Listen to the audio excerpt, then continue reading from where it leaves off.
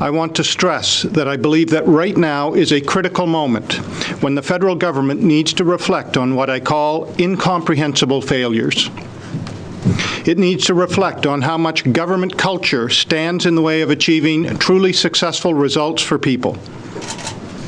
In our audit on building and implementing the Pheonix Pay System, we concluded that that project was an incomprehensible failure of project management and project oversight.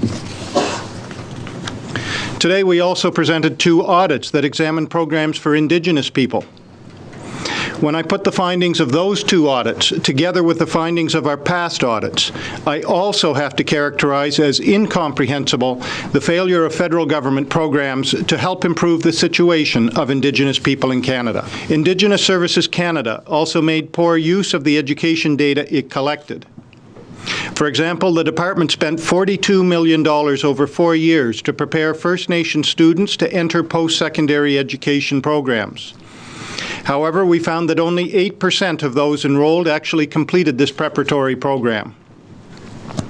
Despite these poor results, the department did not work with First Nations or education institutions to improve the success rates. In our final performance audit, we continued our examination of the government's Pheonix Pay System.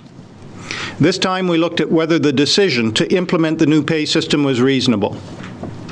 We concluded that the Pheonix project was an incomprehensible failure of project management and project oversight, which led to the decision to implement a system which was not ready. The decision to launch Pheonix was wrong.